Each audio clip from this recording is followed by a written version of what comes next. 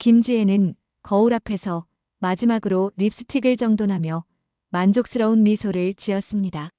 32살의 나이가 무색할 정도로 세련된 외모와 당당한 자세는 누가 봐도 인정할 수밖에 없었죠. 고급스러운 원피스 위로 걸친 트렌치 코트는 그녀의 날씬한 몸매를 더욱 돋보이게 했습니다. 오늘도 완벽하네. 지혜는 거울 속 자신을 바라보며 중얼거렸어요. 대기업 마케팅 팀장이라는 직함, 미국 유학 경험, 유창한 영어 실력까지 넘쳐나는 스펙은 그녀가 자신감을 갖기에 충분했습니다. 하지만 이 모든 것은 외적인 포장에 불과했어요. 내면에는 이기심과 속 좁은 성격이 자리 잡고 있었지만 철저히 숨겨왔죠. 특히 약혼자 이도현 앞에서는 더욱 달랐습니다. 35세의 도현은 작지만 빠르게 성장하는 벤처기업의 대표였어요. 그의 앞에서 지혜는 언제나 이해심 많고 배려심 넘치는 현모양처로 완벽하게 연기했습니다. 도현이 야근할 때면 직접 만든 음식을 회사로 가져다주는 척, 실제로는 비싼 레스토랑에서 포장해온 음식이었지만요. 지혜야, 다음 달에 우리 부모님 뵙는 거 잊지 않았지? 도현의 문자에 지혜는 환하게 웃으며 답장을 보냈어요. 당연하죠. 정말 기대돼요. 어머님, 아버님께 좋은 모습 보여드릴게요. 스마트폰을 내려놓으며 지혜의 얼굴에서 미소가 사라졌습니다. 모든 게 계획대로 진행되고 있었죠. 안정적인 미래를 위해 도현은 완벽한 선택이었어요. 그의 회사는 최근 대기업과 계약을 맺었고 주가도 꾸준히 상승 중이었습니다. 거실 소파에 앉아 와인 한 모금을 마시며 지혜는 생각했습니다. 이번 만남만 잘 넘기면 된다. 도현의 부모님만 내 편으로 만들면 모든 게 끝나. 한 달 뒤면 도현의 부모님을 만날 예정이었어요. 지혜는 이미 완벽한 며느리 연기를 위한 준비를 시작했습니다. 명품 가방 대신 은은한 매력의 클래식한 백을 준비했고 화려한 메이크업 대신 자연스러운 얼굴을 연습했죠. 선물도 정성스럽게 골랐습니다. 모든 것이 계산된 행동이었어요. 출장 날짜가 갑자기 일주일 앞당겨졌다는 연락을 받은 지혜는 짜증스러운 한숨을 내쉬었습니다. 급하게 짐을 챙기며 서울에서 부산으로 가는 비행기 표를 예약했죠. 처음엔 열차를 생각했지만 빠듯한 일정 때문에 결국 항공편을 선택했어요. 체크인 하셨습니다. 탑승구는 3번이고 좌석은 이코노미 15D입니다. 직원의 안내를 들으며 지혜는 인상을 찌푸렸습니다. 이코노미석이라니. 회사 경비 절감 정책 때문에 비즈니스석을 이용할 수 없게 됐다는 사실이 못마땅했어요. 탑승구에 도착해 줄을 서면서도 지혜의 기분은 나아지지 않았어요. 비행시간은 겨우 50분 정도였지만 그녀에게는 충분히 불편한 시간이었죠.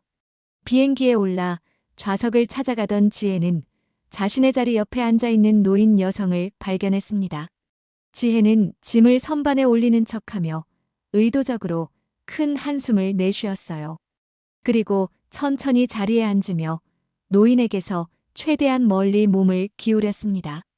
예전에도 이런 식으로 빈 비즈니스석을 차지했던 경험이 여러 번 있었죠. 와, 어리숙해 보이는 할망구네. 럭키, 오늘도 비즈니스석에 좀 앉아볼까? 내심 기뻐하며 그녀는 노인을 자세히 살폈어요. 지혜 옆에 앉은 노인은 소박하지만 깔끔한 복장이었습니다. 연한 회색 카디건에 단정한 면바지를 입고 있었어요. 손에는 낡았지만 깨끗한 손수건을 들고 있었죠. 노인은 그 손수건으로 입을 가리며 작게 기침을 했습니다. 아이고, 미안합니다. 노인은 작은 목소리로 사과했지만 지혜는 듣지 못한 척 고개를 돌렸어요. 그리고는 일부러 큰 소리로 말했습니다. 승무원님, 죄송한데 잠시만요. 비행기 안은 출발 준비로 분주했습니다. 승객들이 각자의 자리에 짐을 정리하고 승무원들은 마지막 점검을 하는 중이었어요. 그런 와중에도 지혜의 자리 주변만은 묘한 긴장감이 감돌았죠. 지혜는 지나가는 승무원에게 손을 흔들며 다급하게 불렀습니다. 지나가던 승무원이 다가왔어요. 여성 승무원의 얼굴에는 미소가 있었지만 눈에는 약간의 경계심이 보였습니다. 지혜의 태도가 벌써 문제의 조짐을 보이고 있었기 때문이죠. 무엇을 도와드릴까요? 지혜는 목소리를 한 톤 높이며 말했어요. 주변 승객들이 모두 들을 수 있도록 의도적으로 큰 소리였습니다. 이 자리에 계신 할머니, 냄새가 좀 나는 것 같아요. 제가 냄새에 민감해서. 승무원은 난처한 표정으로 노인을 바라보았습니다. 노인은 그 말을 듣고 작게 기침을 하며 당혹스러운 표정을 지었죠. 지혜는 그 반응을 보며 더욱 기회를 포착했습니다. 그리고 계속 기침도 하시네요. 혹시 병이 있으신 건 아닌가요? 저 요즘 중요한 행사를 앞두고 있어서 아프면 안 되거든요. 다른 자리로 옮겨주실 수 있나요? 승무원의 표정이 굳었습니다. 노인은 당황한 표정으로 몸을 구석으로 더 움츠렸어요. 주변 승객들도 불편한 기색이 역력했죠. 어떤 사람은 지혜를 향해 못마땅한 시선을 보냈고 또 다른 사람은 노인을 불쌍하다는 듯이 바라보았습니다. 손님, 현재 비행기가 만석이라 자리 변경이 어려울 수 있습니다만. 승무원이 난처한 표정으로 말하자 지혜는 더욱 목소리를 높였어요. 그럼 제가 어떻게 해요? 이렇게 냄새 나는 곳에서 50분을 앉아 있으라는 거예요? 그리고 계속 기침하시는데 요즘 같은 때에 이러시면 안 되는 거 아닌가요? 혹시 비즈니스석에 빈자리는 없나요? 승무원의 얼굴에 당혹감이 역력했습니다. 그 순간 다른 승무원이 다가와 둘이 작게 이야기를 나누었어요. 노인은 고개를 숙인 채 손수건으로 입을 가리고 있었습니다. 손이 미세하게 떨리는 것이 보였죠. 민폐네, 정말. 저렇게 나이 드신 분한테. 주변에서 작은 수군거림이 들려왔지만 지혜는 그런 소리에 신경 쓰지 않았어요. 오직 비즈니스석으로 옮겨가는 것만 생각하고 있었죠. 이 정도면 충분하겠지.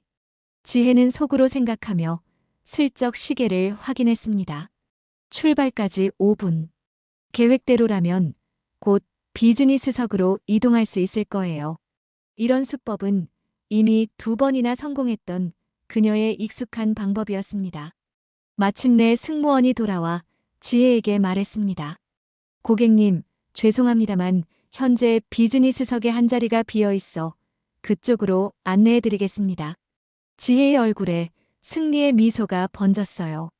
그녀는 가방을 챙기며 의기양양하게 일어섰습니다. 노인을 향해서는 눈길 한 번 주지 않은 채로요. 감사합니다. 빨리 자리를 옮겨주세요. 노인의 눈에 잠시 슬픔이 스쳐 지나갔지만 곧 담담한 표정으로 돌아왔습니다. 긴 세월을 살아온 그 얼굴에는 깊은 인내와 품격이 묻어 있었어요. 하지만 지혜는 그런 것에 관심이 없었죠. 그녀는 자신이 원하는 것을 얻었다는 성취감에 들떠 있었으니까요. 승무원의 안내를 받으며 지혜는 비즈니스석으로 향했습니다. 그녀의 발걸음은 가벼웠고 얼굴에는 승리의 미소가 어려 있었죠. 뒤에서 들려오는 승객들의 수군거림은 신경 쓰지 않았어요. 오히려 그들의 시선이 자신에게 집중되는 것을 즐기는 듯 했습니다.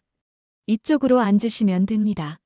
넓은 좌석과 푹신한 가죽 시트를 보며 지혜는 만족스럽게 미소 지었어요.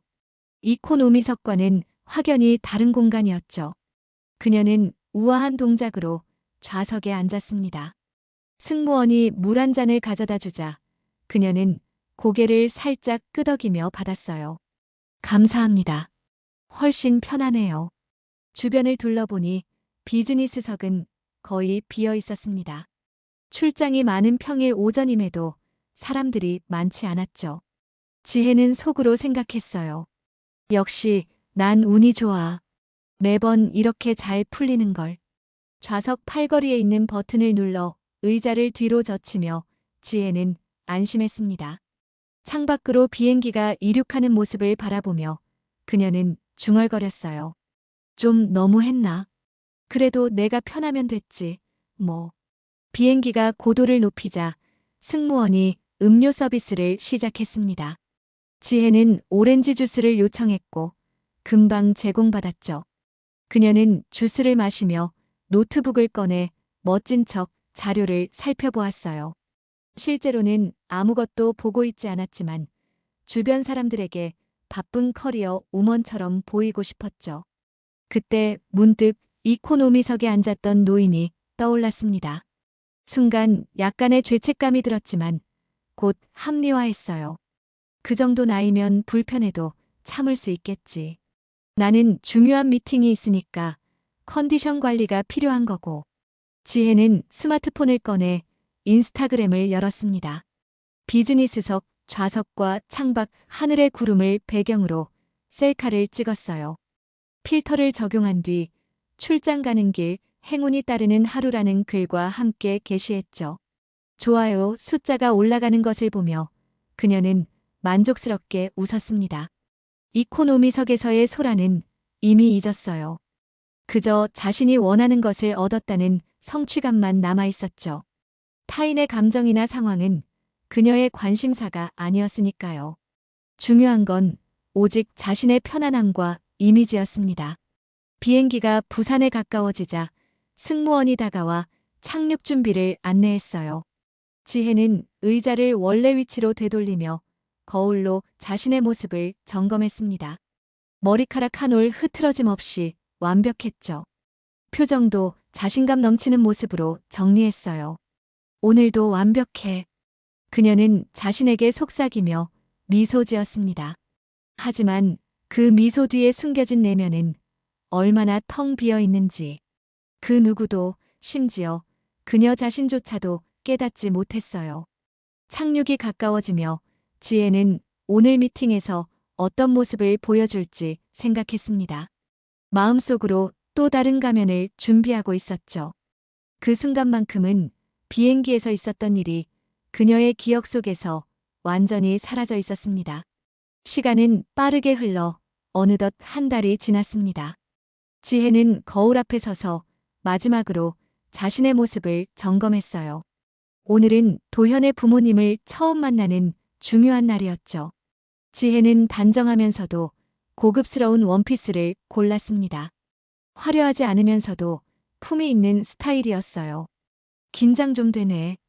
지혜는 평소와 달리 진심으로 떨리는 마음을 느꼈습니다. 도현과의 결혼은 그녀에게 안정적인 미래를 약속했어요. 그의 사업은 꾸준히 성장하고 있었고 최근에는 대기업과의 계약으로 큰 주목을 받고 있었죠. 완벽한 며느리 연기만 성공한다면 그녀의 미래는 보장된 것이나 다름없었습니다.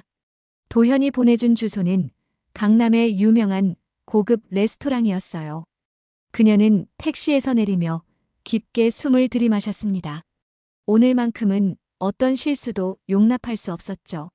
레스토랑 앞에서 도현이 그녀를 기다리고 있었습니다. 왔구나. 부모님이 벌써 오셨어. 도현이 부드럽게 미소 지으며 말했어요. 검은색 정장을 입은 그의 모습은 평소보다 더 근엄해 보였습니다. 지혜는 최대한 자연스러운 미소를 지으며 그의 팔을 잡았어요. 많이 긴장되네. 잘할 수 있을까? 도현은 그녀의 손을 살짝 쥐어주며 안심시켰습니다. 너라면 분명 좋아하실 거야. 걱정 마. 두 사람은 레스토랑 안으로 들어갔어요. 웨이터의 안내를 받아 구석진 테이블로 향했습니다. 멀리서도 도현의 부모님으로 보이는 두 사람이 앉아 있는 것이 보였어요. 지혜의 심장이 빠르게 뛰기 시작했습니다. 그런데 테이블에 가까워질수록 지혜의 발걸음이 점점 느려졌어요. 도현의 어머니로 보이는 여성의 뒷모습이 왠지 낯설지 않았습니다. 마침내 테이블에 도착했을 때 지혜는 그 자리에 얼어붙고 말았죠. 그날 비행기에서 냄새난다며 망신을 준 그 할머니가 도현의 어머니 박경희 여사였습니다. 경희 여사는 지혜를 보자 잠시 눈을 크게 떴어요. 그리고 금방 평온한 미소를 지었습니다. 하지만 그 눈빛 속에는 무언가 다른 감정이 스쳐 지나갔죠. 지혜는 그 자리에서 그대로 쓰러질 것만 같았습니다. 도현은 상황을 눈치채지 못한 채 밝게 말했어요. 어머니, 아버지, 제가 말씀드렸던 지혜입니다. 지혜의 온몸에 식은땀이 흘렀습니다. 이런 상황은 전혀 예상하지 못했어요. 그녀의 머릿속은 완전히 혼란스러웠죠. 레스토랑의 분위기는 처음부터 얼어붙어 있었습니다. 테이블에 앉은 지혜는 손에 힘이 들어가 물잔을 3번이나 들었다 놨다 했어요. 아무리 침착하려 해도 떨리는 목소리를 감출 수 없었습니다. 만나 뵙게 되어 정말 영광입니다. 지혜의 인사에 도현의 아버지는 미소를 지으며 고개를 끄덕였지만 박경희 여사는 고요한 미소만 띠고 있었어요. 그 미소 뒤에 무엇이 숨겨져 있는지 지혜는 짐작조차 할 수 없었습니다. 도현이가 늘 칭찬하던 지혜 씨를 드디어 만나게 되네요. 경희 여사의 목소리는 부드러웠지만 지혜의 귀에는 경고음처럼 들렸어요. 도현은 상황을 눈치채지 못한 채 메뉴판을 살펴보고 있었습니다. 어머니께서 좋아하시는 와인 주문할게요. 아버지도 괜찮으시죠? 대화가 이어지는 동안 지혜는 겨우 미소를 유지하며 적절히 대답했어요. 하지만 그녀의 머릿속은 완전히 혼란스러웠습니다. 어떻게 이런 일이 생길 수 있을까? 수많은 사람 중에 하필 그 할머니가 도현의 어머니였다니. 지혜는 식은땀을 느끼며 앞으로 어떻게 해야 할지 고민했어요. 음식이 나오고 식사가 시작되었지만 지혜는 한 입도 먹을 수 없었습니다. 도현의 아버지가 회사 이야기를 시작했을 때 경희 여사가 불쑥 말을 꺼냈어요. 지혜 씨, 아까부터 어디서 본 것 같다고 생각했는데 우리 그날 비행기에서 본 거 맞죠? 순간 테이블의 공기가 얼어붙었습니다. 도현이 궁금한 표정으로 지혜와 어머니를 번갈아 바라보았어요. 지혜는 허둥지둥 고개를 저었습니다. 아, 저는 그런 사람 아닌데요. 오해세요. 사실 그날은 제가 피곤해서, 코가 좀 예민해서, 기침이 나고 너무 깜짝 놀라서 지혜의 말은 더욱 횡설수설이 되어갔어요. 경희 여사는 미소를 지우지 않은 채 말했습니다.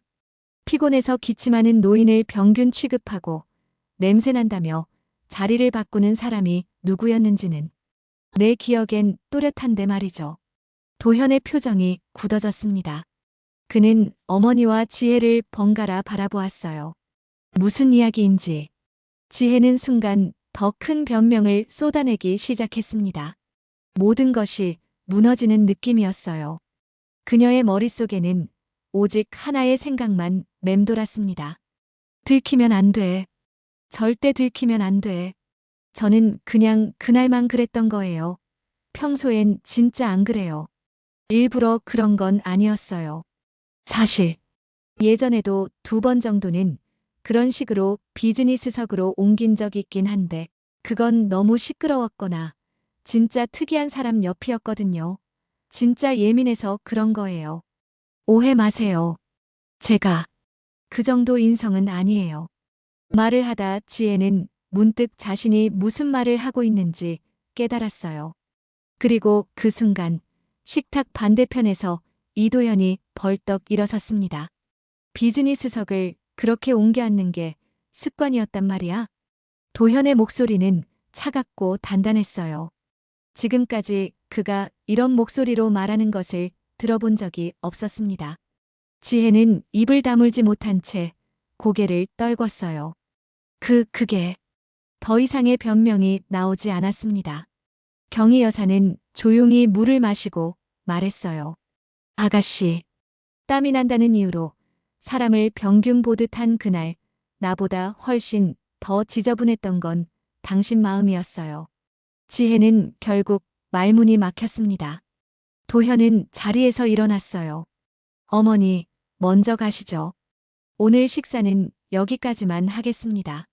경희 여사는 자리에서 천천히 일어나며 마지막으로 말했어요.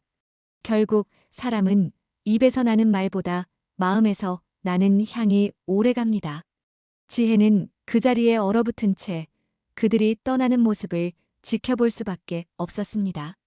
도현은 떠나기 전 마지막으로 지혜를 바라보았지만 그의 눈에는 더 이상 사랑이 보이지 않았어요. 그저 실망과 허무함만이 가득했죠. 테이블에 홀로 남은 지혜는 자신이 쌓아온 모든 것이 한순간에 무너지는 느낌을 받았습니다.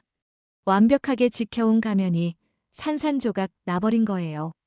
도현은 이틀간 지혜의 연락을 받지 않았습니다. 전화, 문자, 심지어 이메일까지 모두 무시했어요. 지혜는 자신의 고급 아파트 소파에 웅크린 채 핸드폰만 바라보고 있었습니다. 그녀의 눈은 붉게 충혈되어 있었죠. 왜 하필 그 할머니가? 어떻게 이런 일이? 지혜는 자신의 불운을 탓하며 한숨을 내쉬었어요. 그날 비행기에서 있었던 일이 머릿속에서 계속 반복해서 재생되었습니다. 만약 그때 조금만 다르게 행동했더라면 이런 상황은 없었을 텐데. 하지만 후회는 이미 늦었죠. 시계는 오후 5시를 가리키고 있었습니다. 그때 갑자기 초인종이 울렸어요. 지혜는 희망에 가득 차 벌떡 일어났습니다. 도현이 찾아온 걸까? 그녀는 급하게 거울을 보며 얼굴을 정돈했어요. 하지만 인터폰 화면에 비친 것은 도현의 비서였습니다. 김지혜님, 사장님께서 보내신 물건이 있습니다. 지혜는 어색하게 고개를 끄덕이며 문을 열었어요. 비서는 작은 상자 하나를 건네주고는 아무 말 없이 떠났습니다.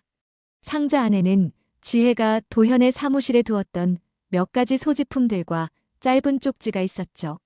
당분간 연락하지 말아줘. 생각할 시간이 필요해. 도현. 그 순간 지혜는 모든 것이 끝났다는 것을 직감했어요. 하지만 그녀는 쉽게 포기할 수 없었습니다. 도현은 그녀의 미래를 위한 완벽한 선택이었으니까요. 그래서 지혜는 계속해서 연락을 시도했습니다. 문자, 이메일, 심지어 도현의 회사 앞에서 기다리기까지 했어요. 그러던 어느 날 도현으로부터 마지막 연락이 왔습니다. 오늘 저녁 7시 우리가 처음 만났던 카페에서 만나자. 지혜는 미소를 지으며 메시지를 읽었어요. 아직 기회가 있다고 생각했죠. 그녀는 평소보다 더 정성을 들여 준비했습니다.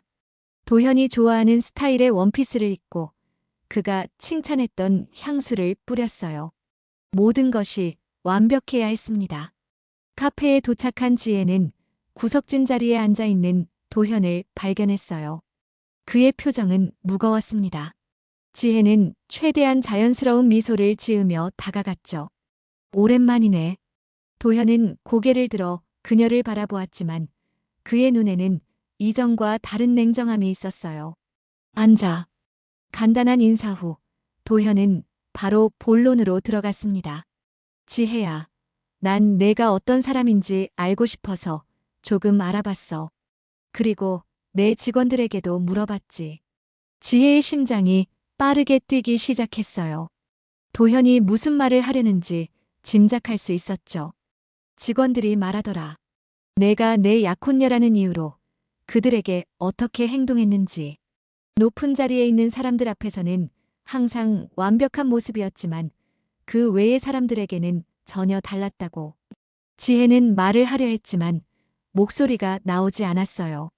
도현은 계속해서 말했습니다. 어머니가 내게 말씀하셨어. 예쁜 척하는 사람이 아니라 마음이 예쁜 사람을 택해라. 이제야 그 말씀의 의미를 제대로 이해하게 됐어. 미안하지만 우리 약혼은 여기까지야.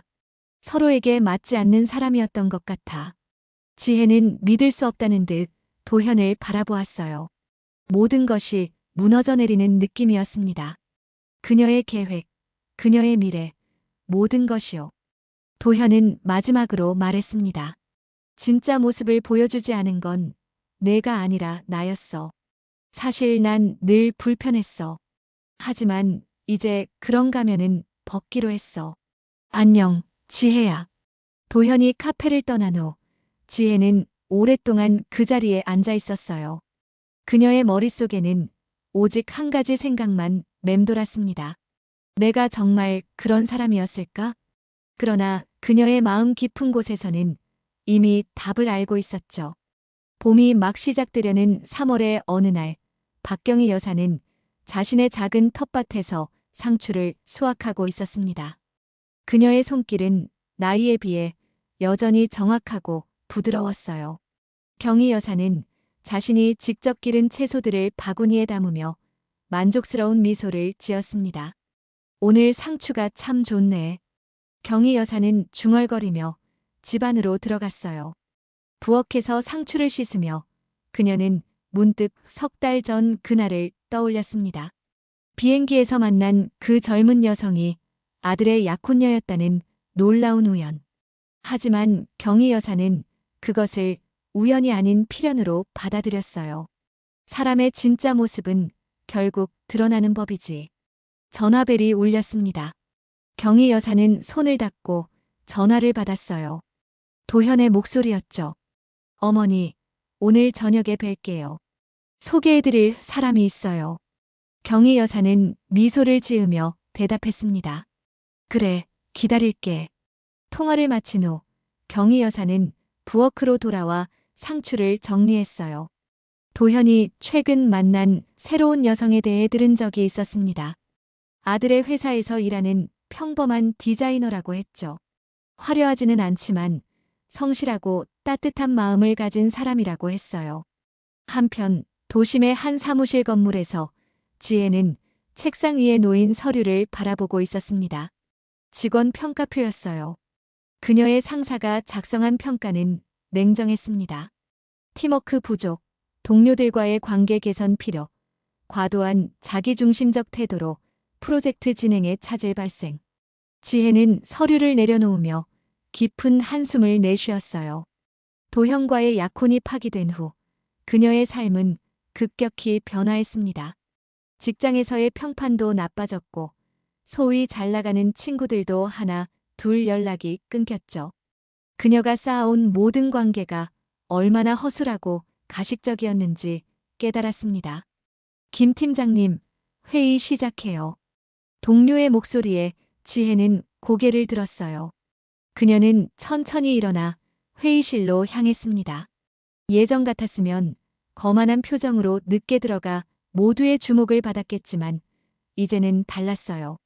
그저 조용히 자리에 앉아 회의에 참여했습니다. 같은 시간 경희 여사는 시장으로 향하고 있었어요. 손수 기른 상추를 바구니에 담아들고 버스 정류장에서 기다리고 있었죠. 그녀의 얼굴에는 편안한 미소가 어려 있었습니다. 소박하지만 진실된 삶의 행복을 누리고 있었어요. 버스 안에서 경희 여사는 창밖을 바라보며 생각했습니다. 사람은 겉모습보다 마음이 중요하지. 도현이도 이제 그걸 알게 된 것 같네. 저녁이 되자 도현은 약속대로 어머니 집을 찾았습니다. 그의 옆에는 수수한 차림의 여성이 서 있었어요. 그녀의 얼굴에는 수줍은 미소가 어려 있었습니다. 어머니, 이쪽은 제가 말씀드렸던 정수진 씨예요. 경희 여사는 따뜻한 미소로 그녀를 맞이했어요. 첫눈에 보기에도 진실된 사람이라는 느낌이 들었습니다. 어서 와요. 반가워요.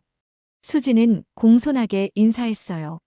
그녀의 손에는 정성스럽게 포장된 작은 선물이 들려 있었습니다. 처음 뵙겠습니다.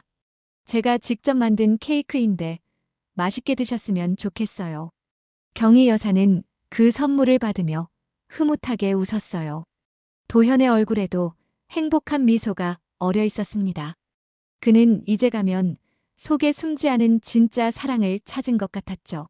한편 밤이 깊어진 시간, 지혜는 혼자 아파트의 거실에 앉아 있었습니다. 그녀의 눈앞에는 거울이 있었어요. 거울 속에 비친 자신의 모습을 오랫동안 바라보았죠. 화려한 외모에 가려져 있던 자신의 진짜 모습, 이기적이고 위선적인 자신의 본질을 마주하고 있었어요. 이게 정말 내 모습이었을까? 지혜는 작게 중얼거렸습니다. 그녀의 눈에는 후회의 눈물이 맺혔어요. 하지만 그 눈물 속에는 작은 희망도 있었습니다. 이제야 자신을 제대로 마주할 수 있게 되었으니까요. 어쩌면 이것이 진정한 자신을 찾아가는 첫걸음이 될지도 모르겠다는 생각이 들었습니다. 거울 앞에서 지혜는 천천히 자신의 가면을 벗기 시작했어요. 그동안 타인의 시선과 평가에 집착하며 살아왔던 자신의 모습을 돌아보며 그녀는 마침내 깨달았습니다. 진정한 아름다움은 겉모습이 아닌 마음에서 나온다는 것을요. 사람을 이용하고 위선을 일삼던 여자는 결국 가면 속의 자신과 마주해야 했습니다. 그리고 그 순간 새로운 삶의 가능성이 그녀 앞에 조용히 열리고 있었어요.